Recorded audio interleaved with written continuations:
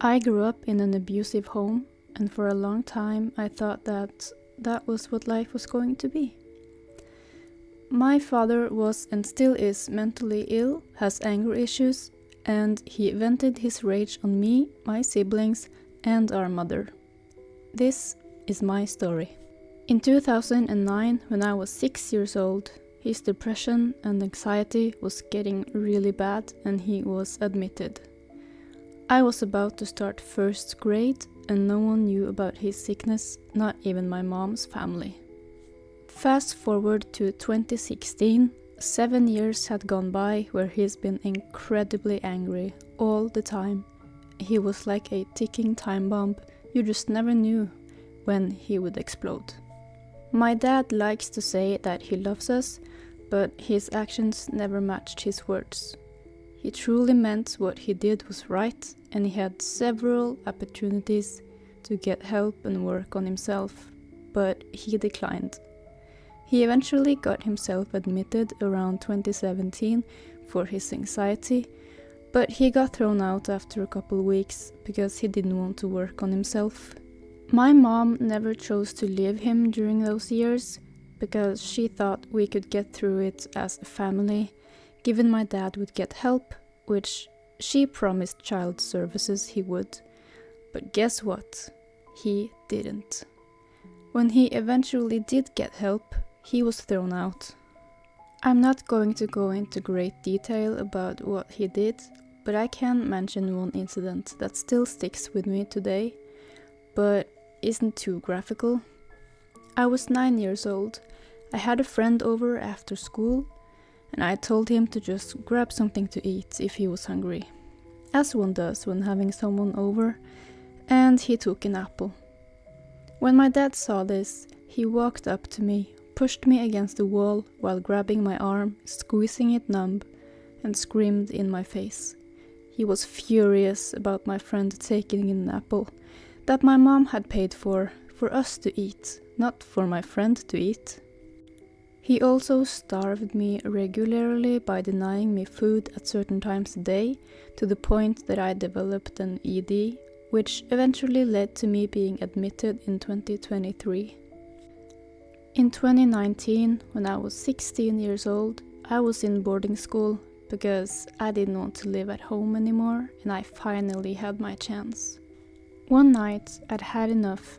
I was an emotional wreck, my roommate was at home for the weekend, so I emailed child services saying I was sick of the abuse.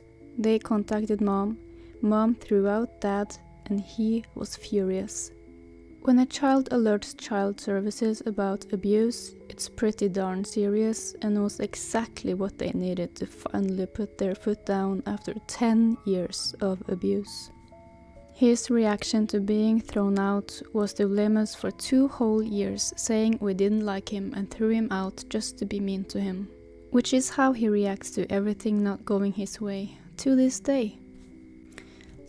After he moved out and things calmed down, he started talking about how him being a so-called invulnerable child, which is not true at all because he didn't come out the other side fine.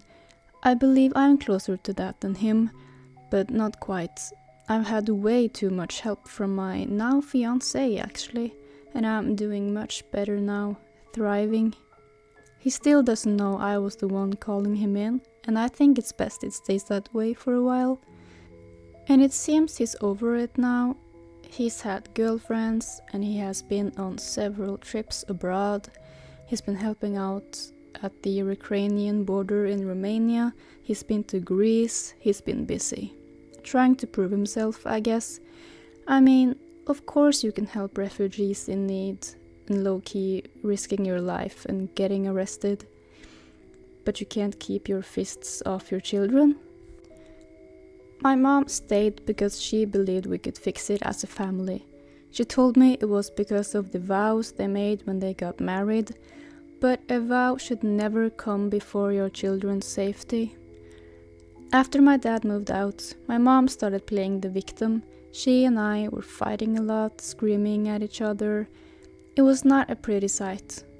Her therapist kept telling her she did what she thought was best for everyone. Mom kept telling me that she was depressed and felt guilty for what she had let happen in her home.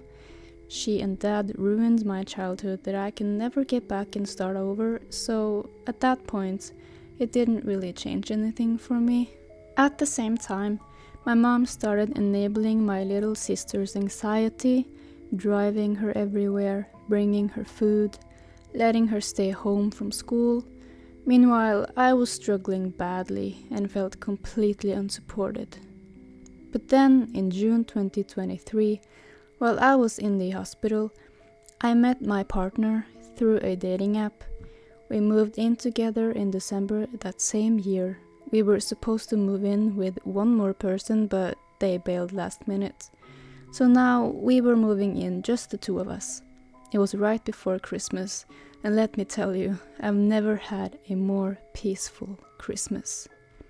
Fast forward to July 2024, we drive to the coast of Norway to pick up little baby Kilwa, and now in 2026 we are planning our future moving abroad, which is not going to be for another few years, but very exciting still.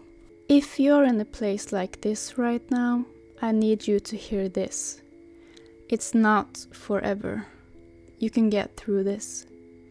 I didn't think I would, but I did, and one day you will too. If you're still watching this, thank you so much for listening to my story. I am going to make a part 2 where I talk more about my mental health and my eating disorder. And I really hope someone is watching this and realize that you're going to be fine.